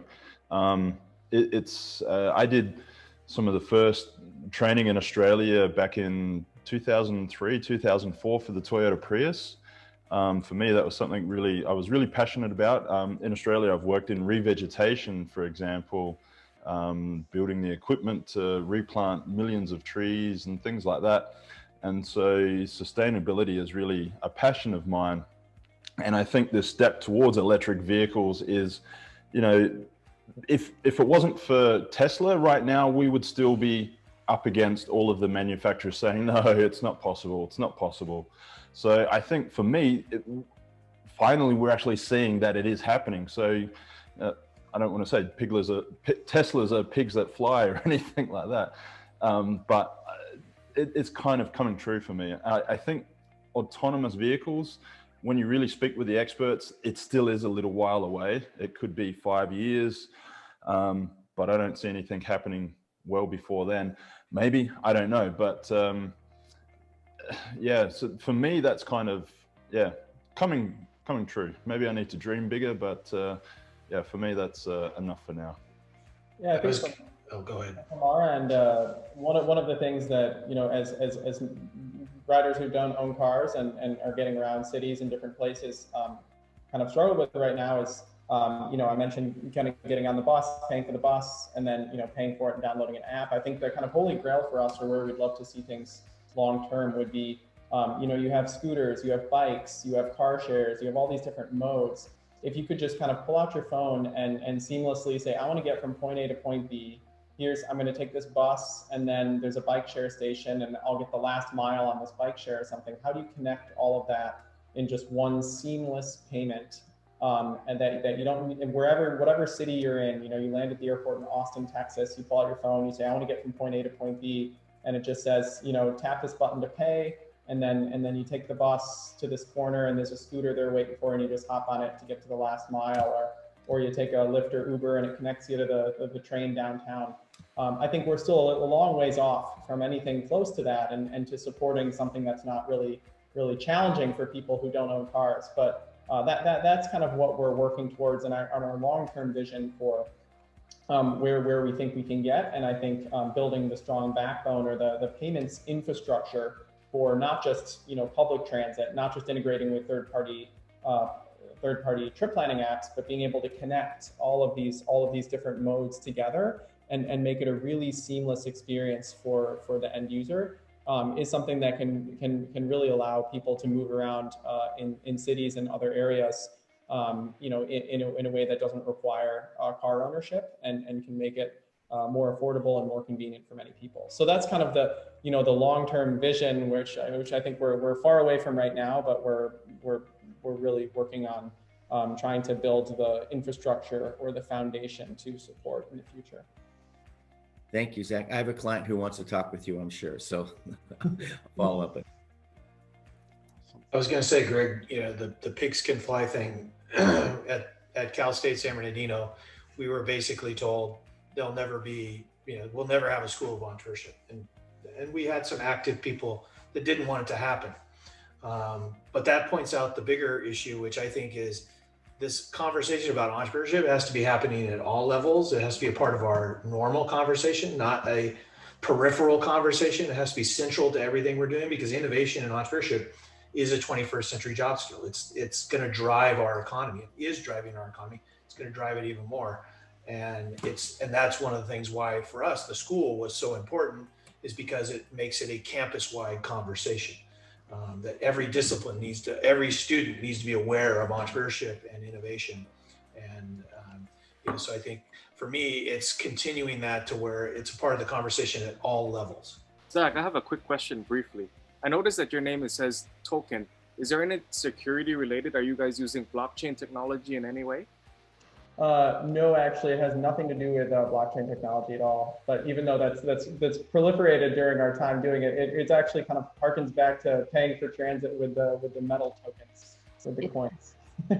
So yeah, when I went to school in Philadelphia, I used to always ride SEPTA, which is the transit agency there, and even in 2011, 2012, up until recently, you still had to buy these little tokens and put them in the trolleys when you were going downtown. And so my college roommates and I used to just always complain about how absurd that was, and you know, and how people are still paying with tokens even in the 21st century. So that was kind of the impetus behind it. But now all the domain names and everything are really expensive because of tokens and blockchain, and everyone thinking that that's the related thing. So.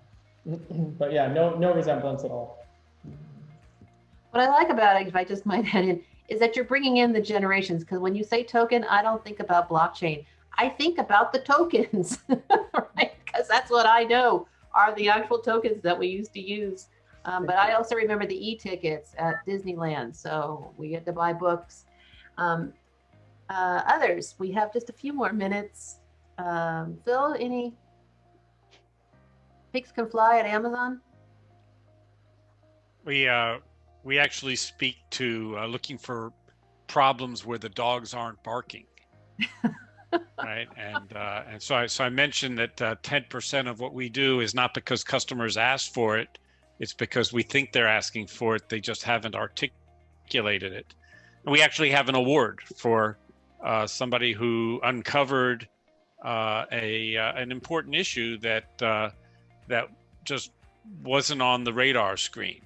And so I guess one of the ways you get pigs to fly is by keeping your eye on dogs not barking.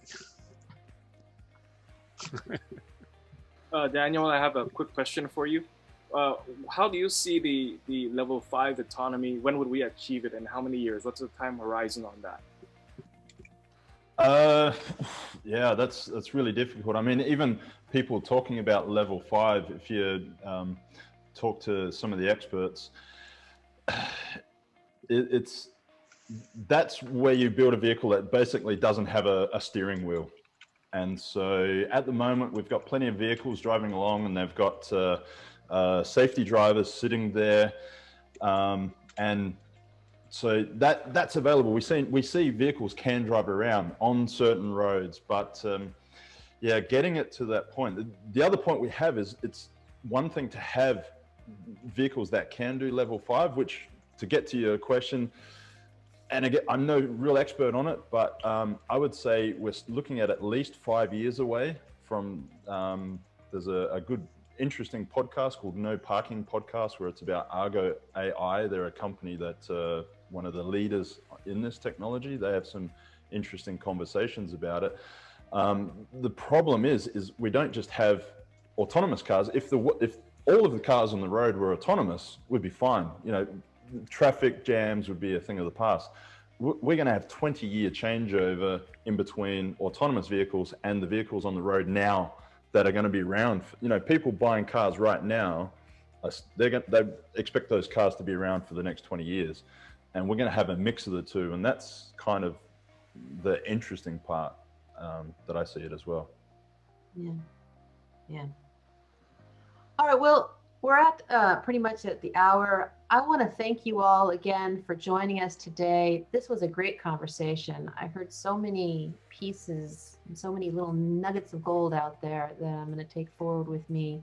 I'd like to wish you all a very happy holiday, and really looking forward to 2021. I'm sure everyone is thinking this year has been an extraordinary year for us all, but I think it's brought many pieces of new thinking that I think we continue to build on in 21, and really thinking about how our world is going to change and all of the entrepreneurs that we're going to need out there to help bring it forward. So again, thank you so much. Thank you for your ideas, your comments, and we'll see you all in February, hopefully, at our next Transportation Dialogue. Bye-bye. Thanks, Thank you very, very much. Thank you. Everyone. Pleasure to take part.